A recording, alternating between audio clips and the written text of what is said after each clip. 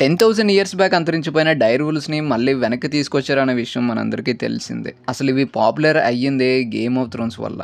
ఇవి ఎలా ఉంటాయో ఎవరూ చూడలేదు, ఎందుకంటే ఇవి నివసించేటప్పుడు హ్యుమానిటీ లేదు. కానీ జోర్జ్ ఆర్.ఆర్. మార్టిన్ మాత్రం వీటికి గేమ్ ఆఫ్ థ్రోన్స్లోని ప్రాణం పోసి వీటికి క్యారెక్టర్ రాసి చూసే ఆడియన్స్కి ఈ డైర్ వుల్స్ నచ్చేలా చేశాడు. ఇప్పటి వరకు నా ఛానల్లోని GOT బుక్ స్టోరీ క్యారెక్టర్స్ మీద చాలా వీడియోస్ చేశాను. ఈ వీడియోలోని ఈ డైర్ వుల్స్ని జోర్జ్ ఆర్.ఆర్. మార్టిన్ బుక్లోని ఎలా రాశాడో క్లియర్గా ఎక్స్ప్లెయిన్ చేయబోతున్నాను. అండ్ వీటికి సంబంధించిన స్టోరీస్ని ఈ వీడియోలోని చెప్పబోతున్నాను. అండ్ మీరు కనుక నా ఛానల్కి కొత్తగా వచ్చినట్లయితే ఖచ్చితంగా సబ్స్క్రైబ్ చేయండి.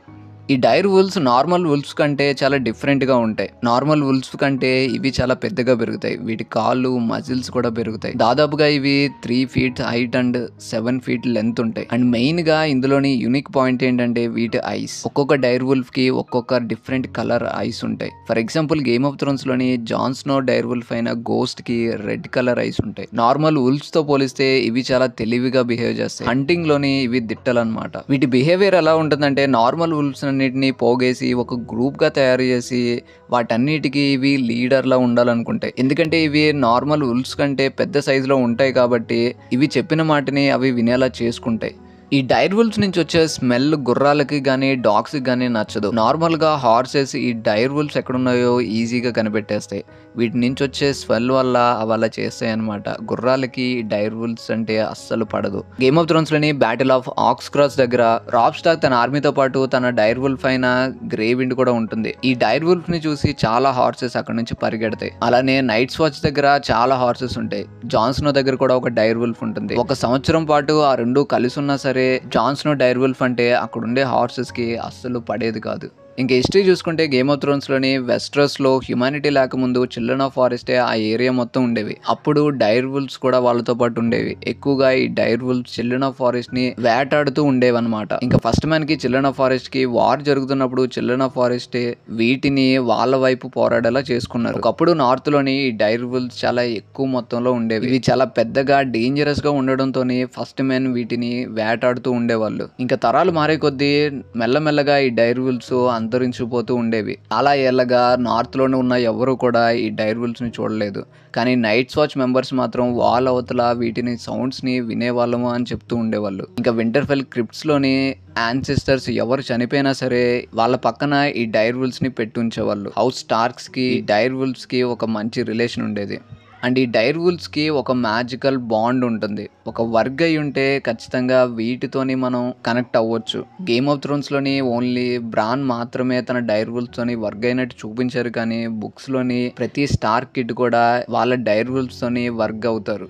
So first dire wolf Jon Snow అయిన గోస్ట్. ఇది స్టార్క్ దగ్గర ఉన్న అన్ని డైర్ వుల్ఫ్స్లోనూ చాలా చిన్నగా ఉంటుంది. ఎప్పుడు సైలెంట్గా వైట్ కలర్లోని లాంగ్ టైల్ ఉంటుంది కాబట్టి జాన్ స్నో దీనికి గోస్ట్ అని నేమ్ పెడతాడు. దీని కళ్ళు చూడడానికి సేమ్ వైర్వుడ్ ట్రీకి ఉండే ఐస్ లానే ఉంటాయి. ఇది దొరికినప్పుడు యాక్చువల్గా థియోన్ దీన్ని చంపేద్దాం అనుకుంటాడు, కానీ జాన్ స్నో ఇది నేను ఉంచుకుంటానని చెప్తాడు.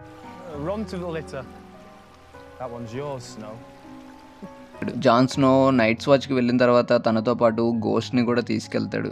నైట్స్ వాచ్లోని జాన్ స్నోకి ఇది చాలా హెల్ప్ చేస్తుంది. వైట్స్ లార్డ్ కమాండర్ మీద అటాక్ చేసినప్పుడు యాక్చువల్గా ముందు ఆ వస్తున్నాయని పసిగట్టేది గోస్టే. దీని ద్వారానే జాన్ స్నో లార్డ్ కమాండర్ని కాపాడతాడు. తర్వాత తనకి వెలీరియన్ స్టీల్ సోడ్ వస్తుంది. ఇంకా కస్టర్ కీప్ దగ్గరికి వెళ్ళినప్పుడు ఇక్కడే గోస్ట్ డ్రాగన్ గ్లాసెస్ని కనిపెడుతుంది. తర్వాత జాన్ స్నో క్వారెన్ హాఫ్ హ్యాండ్తో వెళ్ళినప్పుడు గోస్ట్ కూడా తనతో పాటు వెళ్తుంది. తర్వాత జాన్ స్నో వైల్డ్ లింక్స్కి దొరికిపోయినప్పుడు జాన్ స్నో గోస్ట్ని నైట్స్ వాచ్కి తిరిగి వెళ్ళిపోమంటాడు. కొన్ని రోజుల తర్వాత వైల్డ్ లింక్స్ నుంచి తప్పించుకొని జాన్ స్నో మళ్ళీ తిరిగి నైట్స్ వాచ్కి వచ్చినప్పుడు ఇక్కడ గోస్ట్ ఉండదు, వాళ్ళ అవతల అది తప్పిపోతుంది. ఇంకా జాన్ స్నోని స్టానిస్ బెరాథియన్ వింటర్ఫెల్కి లార్డన్ చేస్తానన్నప్పుడు సరిగ్గా అప్పుడే గోస్ట్ హంటెడ్ ఫారెస్ట్ నుంచి వస్తుంది. ఇక్కడ నుంచి జాన్ స్నో గోస్ట్లోకి వర్క్ అవ్వడం స్టార్ట్ చేస్తాడు. ఇలా వర్క్ అయినప్పుడు జాన్ స్నోకి మిగతా డైర్ వుల్ఫ్స్లోని 2 చనిపోయినాయని చెప్పి అర్థమవుతుంది. ఆర్యా నైమీరియా ఏమో రివర్లాండ్స్లోని ఒక వుల్ఫ్ గ్రూప్ నేసుకొని తిరుగుతుందని చెప్పి అర్థమవుతుంది. ఇంకా రికాన్ షాగీ డాగ్ ఏమో స్కాగోస్లోని యూనికాన్తో ఫైట్ చేస్తున్నట్టు కనిపిస్తుంది. సమ్మర్ బతికే ఉందని తెలిసినా సరే అది ఎక్కడుందో కనిపెట్టలేడు, ఎందుకంటే అది వాల్ అవతలు ఉంటుంది. ఎప్పుడైతే వాల్ అవతలకి వెళ్తాయో అవి ఏం చేస్తున్నాయో ఎక్కడ ఎక్కడ ఉన్నాయో కనిపెట్టలేరనమాట. సేమ్ జాన్ స్నోకి గోస్ట్ విషయంలో కూడా అదే జరుగుతుంది. ఇంకా రాబ్ గ్రేవిండ్ కూడా చనిపోయిందని చెప్పి తెలుసుకుంటాడు. ఇంకా స్టానిస్ బరాథియన్ వాల్ దగ్గర ఉన్నప్పుడు తన కూతురైన షారిన్ బరాథియన్ గోస్ట్ ని చూసి భయపడుతుందని చెప్పి గోస్ట్ ని ఎక్కడో ఒక చోట కట్టేయమని చెప్తారు. అండ్ మెలిసాండ్రే కూడా ఆ టైంలో అక్కడే ఉంటుంది. గోస్ట్ మెలిసాండ్రేని చూసినప్పుడు మెలిసాండ్రేతో కూడా చాలా ఫ్రెండ్లీగానే ఉంటుంది. ఇంకా జాన్ స్నోని నైట్స్ వాచ్ మెంబర్ చంపేస్తున్నప్పుడు తను చనిపోతూ లాస్ట్ గానే పదాలు కూడా గోస్ట్ అని. దీన్ని బట్టి జాన్ స్నో తను చనిపోయిన తర్వాత గోస్ట్ లోకి వర్గ్ అయి ఉండొచ్చు. ఇంకా రాబ్ స్టార్క్ గ్రేవిండ్ అంటే కొద్ది కాలం పాటు వీచే గాలన్నమాట. అది కొద్ది కాలం వీచినా సరే చాలా పవర్ఫుల్గా ఉంటుంది. వెస్ట్రోస్లోని రాబ్ రూల్ చేసే విధానం కూడా అలానే ఉంటుంది. ఇది గ్రే కలర్లో ఉంటుంది అండ్ దీని కళ్ళు గోల్డెన్ కలర్లోనే ఉంటాయి. టిరియన్ లానిస్టర్ వింటర్ఫెల్కి వచ్చిన తర్వాత గ్రేవిండ్, షాగీ డాగ్, సమ్మర్ ఈ మూడు టిరియన్ లానిస్టర్ వేసుకునే సెంట్కి అట్రాక్ట్ అవుతాయి. ఇవి టిరియన్ దగ్గరికి వెళ్ళి తను ఇబ్బంది పెడుతున్నప్పుడు స్టార్క్ కిడ్స్ వచ్చే టిరియన్ని వీటి నుంచి కాపాడతారు. ఇంకా బ్రాన్ ఏమో వింటర్ఫెల్లోనే హార్స్ రైడింగ్ నేర్చుకుంటున్నప్పుడు ఇతని మీద వైల్డింగ్స్ అటాక్ చేస్తాయి అండ్ వాళ్ళ నుంచి బ్రాన్ని కాపాడింది కూడా గ్రేవిండే. తర్వాత రాబ్ స్టార్క్ వింటర్ఫెల్లో ఉన్న తన ఆర్మీని పిలిచినప్పుడు గ్రేట్ జాన్ ఒంబర్ ఒక్కడే రాబ్ చిన్నపిల్లోడని చెప్పి తనని చిన్న చూపు చూస్తాడు. గ్రేట్ జాన్ ఒంబర్ రాబ్కి రెస్పెక్ట్ ఇవ్వట్లేదని చెప్పి గ్రేవిండే తన 2 ఫింగర్స్ని కొరికేస్తుంది. రాబ్ స్టార్క్ చేసిన ప్రతి యుద్ధంలోనూ కూడా గ్రేవిండ్ చాలా మందిని చంపుతుంది. మ్యాక్సిమం గ్రేవిండ్ అండ్ రాబ్ స్టార్కి ఎప్పుడు పక్క పక్కనే ఉంటారు. సో వర్క్ అవ్వడానికి ఎక్కువగా ఛాన్స్ లేదు. కానీ ఎప్పుడైతే రాబ్ స్టార్ గ్రేవిండ్ని తన ఆర్మీని తీసుకొని ట్విన్స్కి వెళ్తాడో ఇక్కడ గ్రేవిండ్ హౌస్ బయటే కనిపెట్టేస్తుంది లోపల ఏదో జరగబోతుంది అని చెప్పి. గ్రేవిండ్ని చూసి ట్విన్స్లో ఉండే సోల్జర్స్ కూడా భయపడతారు.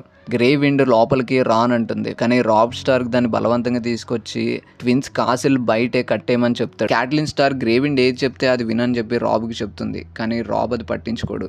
వెడ్డింగ్లోని ఇది ఎవరిని ఇబ్బంది పెట్టకుండా ఉండాలని చెప్పి రాబ్ అలా చేస్తాడు.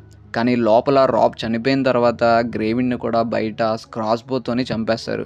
మేబీ రాబ్ ఇక్కడ చనిపోయేటప్పుడు గ్రేవిండ్లోకి వర్గ్ అయి ఉండొచ్చు అండ్ తన తలను కూడా కోసేసి రాబ్ బాడీకి పెడతారు. ఇలా జరిగినట్టు సమ్మర్కి ముందే తెలుస్తుంది. దీని ద్వారా గ్రేవిండ్కి రాబ్కి ఏదో అయ్యిందని చెప్పి బ్రాన్కి కూడా అర్థమవుతుంది కానీ ఇది ఎవరికి చెప్పడు. జాన్ స్నో కూడా తన గోస్ట్లోకి వర్గ్ అయినప్పుడు గ్రేవిండ్ గురించి ఒక డ్రీమ్ వస్తుంది.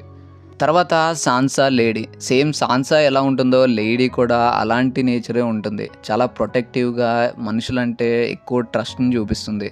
ఎప్పుడు సాన్సాని ప్రొటెక్ట్ చేస్తూనే ఉంటుంది. ఇది బుక్ 1లోనే చనిపోతుంది కానీ బుక్ 5 దాకా సాన్సాని వెంటాడుతూనే ఉంటుంది. ఎప్పుడైతే సాన్సా వింటర్ఫెల్ నుంచి కింగ్స్ ల్యాండింగ్కి వెళ్ళాలనుకుంటుందో తనతో పాటు లేడీని కూడా తీసుకెళ్తుంది. కానీ మధ్యలోని తన సిస్టర్ ఆర్యతోని గొడవడం వల్ల రాబర్ట్ బెరాథియన్ ఈ డైర్ వుల్ఫ్స్ రెండింటిని చంపేయాలని చెప్పి ఆర్డర్స్ని పాస్ చేస్తాడు. ఆర్య తెలివిగా తన నైమీరియాని అక్కడి నుంచి తప్పించేస్తుంది కానీ సాన్సా లేడీ మాత్రం దొరికిపోతుంది. ఎడ్డార్డ్ నెడ్ స్టార్కే లేడీ దగ్గరికి వెళ్తాడు. లేడీ నెడ్ స్టార్కే అని చెప్పి తనని నమ్ముతుంది కానీ తన ఇంటెన్షన్స్ని గమనించలేకపోతుంది.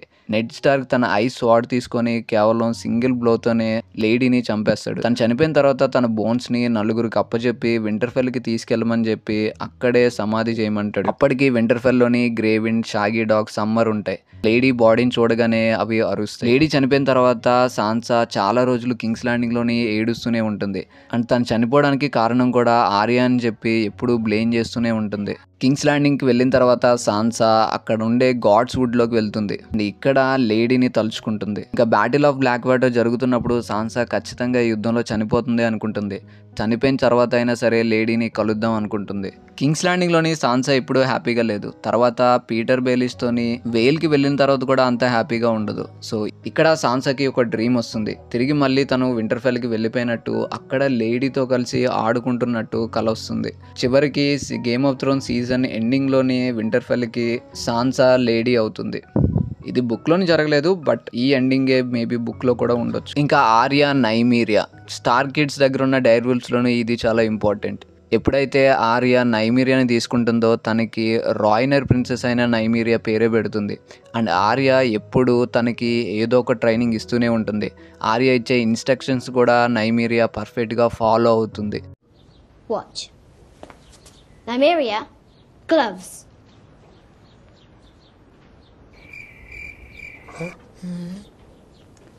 Impressive. Shut up. నిజంగా చెప్తున్నానండి, ప్రపంచం అంతా దొంగ నా కొడుకులు. నిజంగా నాకు కంట్లో నీళ్ళు వస్తాయి. దొంగ నా కొడుకులండి. దొంగ ఎవరిని నమ్మడానికి వీల్లేదు. ఎవరిని నమ్మడానికి వీలు. రాబర్ట్ బెరాథియన్ వింటర్ఫెల్కి వచ్చిన తర్వాత తనతో పాటు కింగ్స్ ల్యాండింగ్కి వెళ్ళేటప్పుడు ఆర్య కూడా నైమీరియాని తనతో పాటు తీసుకెళ్తుంది. ఆర్య ఎప్పుడు నైమీరియాని తన పక్కనే పెట్టుకుంటుంది. క్రాస్ రోడ్స్ ఇన్ దగ్గర జాఫ్రీతోని గొడవైనప్పుడు ఈ డైర్ వుల్ఫ్స్ని పట్టుకోమని చెప్పి రాబర్ట్ బెరాథియన్ అంటాడు. యాక్చువల్గా వింటర్ఫెల్లోని మాస్టర్ టామ్స్గా పనిచేసే రాడ్రిక్ కాసల్ కొడుకైన జారీ నైమీరియాని అలానే ఆర్యాని పట్టుకుంటాడు. కానీ ఇద్దరు కలిసి నైమీరియాని అక్కడి నుంచి తప్పిస్తారు. ఇప్పుడే నైమీరియా ఆర్యాని వదిలేసి బయటికి వెళ్ళిపోతుంది. ఇంకా ఇక్కడి నుంచి ఎప్పటికప్పుడు నైమీరియాలోకి ఆర్య వర్క్ అవుతూనే ఉంటుంది. తన హారెన్ హోల్ నుంచి తప్పించుకుంటున్నప్పుడు ఆర్య ఇక్కడ ఒక పెద్ద వుల్ఫ్స్ గ్రూప్ని చూస్తుంది. ఆ వుల్ఫ్స్ గ్రూప్లోని ఒక పెద్ద వుల్ఫ్ ఉంటుంది. ఆర్య వాటిని పిలిచినప్పుడు అది వెనక్కి తిరిగి ఆర్య వైపు చూస్తుంది. ఇంకా ఒక వుల్ఫ్ డ్రీమ్లోని ఆర్య తనని ఎవరో తరుముతున్నట్టు అనిపిస్తుంది. నైమీరియా వచ్చి వాటిని చంపేస్తున్నట్టు అండ్ తన దగ్గర ఉన్న మిగతా వుల్ఫ్స్ మిగతా వాళ్ళని చంపేస్తున్నట్టు కలగంటుంది. ఇంకా రెడ్ వెడ్డింగ్ అయిపోయిన తర్వాత శాండర్ క్లేగన్తో ఆర్య అక్కడి నుంచి ఎస్కేప్ అవుతుంది. ఆ రోజు నైట్ మళ్ళీ ఆర్య నైమీరియాలోకి వర్క్ అయ్యి ఒక ఉమెన్ బాడీ అంటే అది క్యాట్లిన్ స్టార్క్ బాడీ ఒక రివర్లో కొట్టుకుపోతున్నట్టు చూస్తుంది. సరిగ్గా గమనించలేదు కానీ ఆ బాడీ దగ్గరికి ఎవరో ఒక అన్నోన్ మ్యాన్ వస్తున్నట్టుగా గమనిస్తుంది. వాళ్ళే బ్రదర్హుడ్ వితౌట్ బ్యానర్స్. వీళ్ళే క్యాటిలిన్ని మళ్ళీ బతికిస్తారు. ఇంకా ఆర్య బ్రావోస్కి వెళ్ళిన తర్వాత హౌస్ బ్లాక్ అండ్ వైట్లోని ట్రైన్ అవుతున్నప్పుడు తనకి అప్పుడప్పుడు అనిపిస్తుంది నేను ఉల్ఫ్లా బిహేవ్ చేస్తున్నానని. ఇంకా ఆర్య పడుకున్నప్పుడు కూడా ఉల్ఫ్లాగా అరుస్తుందని చెప్పి తన పక్కనుండే అమ్మాయిలు చెప్తూ ఉండేవాళ్ళు. ఎందుకంటే అప్పుడు తనకి ఉల్ఫ్ డ్రీమ్స్ వచ్చేవి. ఇంకా జైమీ లానిస్టర్ రివర్లాండ్స్కి వెళ్ళినప్పుడు కూడా తన మీద ఒక పెద్ద ఉల్ఫ్ గ్రూప్ అటాక్ చేస్తుంది. అందులోనే ఒక షీ ఉల్ఫ్ చాలా పెద్ద సైజులో ఉండి వీటన్నిటిని కంట్రోల్ చేస్తుంది అని చెప్పి అక్కడ ఉండే సోల్జర్స్ అంటారు. ఇంకా టీవీ షోలోని ఆర్య తిరిగి వెస్ట్రోస్కి వచ్చినప్పుడు తన నైమీరియాని కలుస్తుంది. కలిసి నైమీరియాని పిలుస్తుంది కానీ అది వెనక్కి తిరిగి వెళ్ళిపోతుంది. అప్పుడు ఆర్య ఇలా అంటుంది, నిజానికి తన క్యారెక్టర్ కూడా సేమ్ ఆర్యలానే ఉంటుంది. ఆర్య ఎప్పుడైతే తన బాధ్యతలన్నీ విడిచిపెట్టేసి బ్రావోస్ వెళ్ళిపోతుందో అక్కడ తన కొత్త లైఫ్ని క్రియేట్ చేసుకుంటుంది. సేమ్ అలానే ఇక్కడ నైమీరియా కూడా తన కొత్త లైఫ్ని క్రియేట్ చేసుకుంటుంది. ఆ చుట్టూ ఉన్న వుల్ఫ్స్ కోసం ఆర్యని వదిలేసి అక్కడి నుంచి వెళ్ళిపోతుంది. అదే ఆర్యకి అర్థమవుతుంది. అందుకే ఆర్య ఇలా అంటుంది. ఇంకా రికాన్ షాగీ డాగ్ ఇది చాలా బ్లాక్ కలర్లో ఉంటుంది. దీనికి గ్రీన్ ఐస్ ఉంటాయి. రాబ్ స్టార్క్ వింటర్ఫెల్కి డైర్ వుల్ఫ్స్ని తీసుకొచ్చిన తర్వాత దీన్ని రికాన్ తీసుకుంటాడు. ఎక్కువగా ఇది వింటర్ఫెల్ క్రిప్ట్స్లోనే ఉంటుంది. ఫస్ట్ వింటర్ఫెల్ని వదిలి నెడ్ స్టార్క్ వెళ్ళిపోతాడు. తర్వాత రాబ్ స్టార్క్ వెళ్ళిపోతాడు. వింటర్ఫెల్లో ఉన్నది అప్పుడు కేవలం రికాన్ అండ్ బ్రాన్ మాత్రమే. ఎప్పుడైతే థియోన్ వింటర్ఫెల్ని సొంతం చేసుకుంటాడో అప్పుడు షాగీ డాగ్ అండ్ రికాన్ అక్కడ నుంచి ఎస్కేప్ అవుతారు. ఇంకా అక్కడి నుంచి ఇది ఏమైందో ఎవరికీ తెలియదు. కానీ ఒకసారి సమ్మర్లోకి బ్రాన్ వర్క్ అయినప్పుడు ఇది ఎక్కడుందో తెలుసుకోవడానికి ట్రై చేస్తాడు. కానీ ఇది చాలా దూరం వెళ్ళిపోయిందని తనకు అర్థమవుతుంది. అండ్ జాన్స్నో కూడా గోస్ట్లోకి వర్క్ అయినప్పుడు ఇది ఏదో పెద్ద కొమ్ము ఉన్న ఒక గోట్తోని ఫైట్ చేస్తున్నట్టుగా చూస్తాడు. యాక్చువల్గా దాన్ని యూనికాన్ అంటారు. అవి నార్త్కి దగ్గరలో ఉన్న స్కాగోస్ అనే ఐలాండ్లో ఉంటాయి. అండ్ రికాన్, షాగీ డాగ్, ఓషా వీళ్ళందరూ ఆ ఐలాండ్లోనే ఉంటారు.